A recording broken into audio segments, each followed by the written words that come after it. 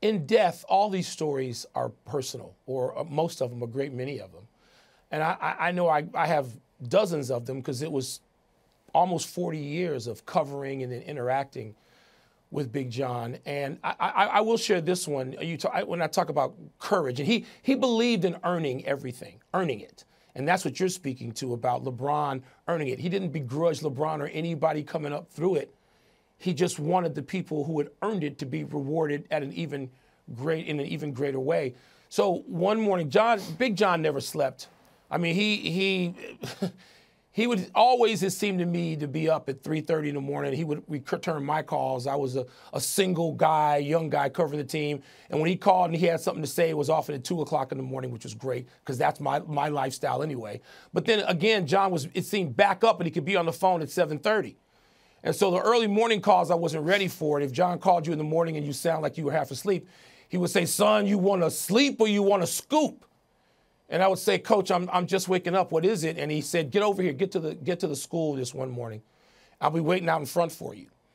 And he was in his big sedan when I drove down to Georgetown, and I got in the car and I said, "Coach, what are we doing?" And he said, "We're going to look for somebody. We're going to look for Rayful Edmonds. And if you Google that name, you will realize this was a notorious figure in Washington, D.C., greater Washington, D.C., in the drug world in the 1980s and maybe even into the early 90s. And he had approached, which is no great surprise, some of the Georgetown players. I'm sure Alonzo Mourning had to be one of them. I'm not sure who else. But John, of course, wasn't just going to leave this to chance that his kids might, by happenstance, be unaffected. He was going to affect the situation himself. And so he said, we're going to look for Rayful Edmonds. And I remember thinking, what the hell are we going to do, John, if we find him, by the way? And we're in his car driving around Washington. We were stopping at gas stations and gymnasiums and barbershops and all the places you would think you would look in any urban area for anybody, but particularly in this case, this person. And we couldn't find him, but Big John had just put out the word that he was looking for him. And ultimately, Rayful Edmonds he went to Georgetown to sort of have a meeting with John, who made him understand you cannot approach these kids this way because they're my responsibility, and I'm not just going to turn them over to the streets of Washington or to you. And when I talk about courage, I'm talking about actual courage. He was fearless. He was fearless. He was fearless when dealing with the NCAA. He was fearless in dealing with his schools, including his own, and what his demands were. He was fearless in dealing with opponents. He was fearless in teaching. And that always, the further I get away from that story, the more sort of amazed I am by it. And it was just to have a front row seat to this and those kinds of things month after month, year after year. I don't know that I took them for granted then, but there's nobody like that. There's nobody like that. And yes, he was also involved and he lost these incredible games, these two incredible championship games, one to Dean Smith, who was a mentor to Big John, and then one to Villanova in which his team played an A+++ championship game and somehow still lost it. A team had to shoot 90% in a half to beat his team. And all the players that came through. And yes, there's the basketball stuff.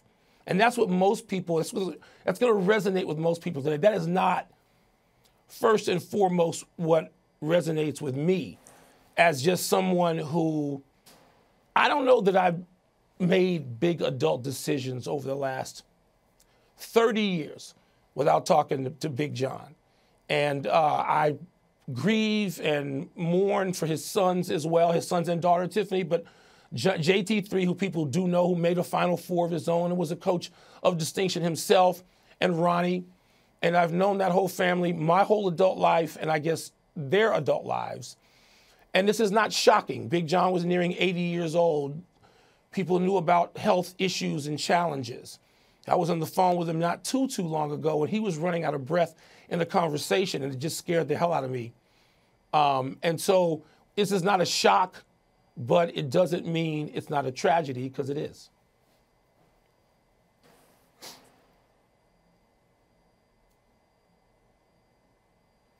Stephen A?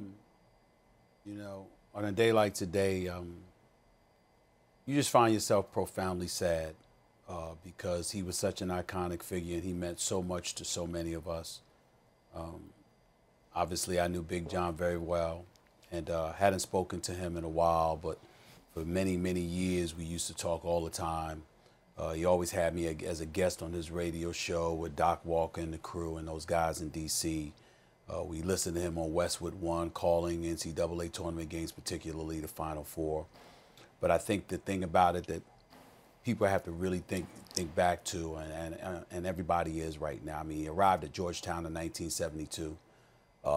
There was a predominantly white school, predominantly white student athletes, particularly on the basketball team. He went there, and within 3 years, they were in the NCAA tournament.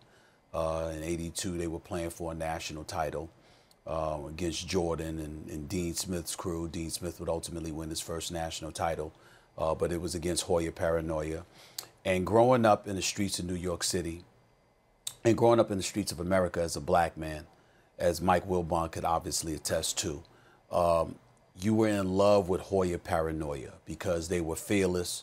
They were the rebels before the running rebels came along with Greg Anthony and Stacey Augmon and Larry Johnson and all of those boys. But before them, it was Georgetown. It was Hoya Paranoia with Ewing and Michael Jackson, Reggie Williams, Michael Graham, all of the David Wingate and these boys. You know, you just saw them and you just loved the way that they played. Before 40 Minutes of Hell was introduced by Nolan Richardson, Hoya Paranoia gave opponents their own sense of hell.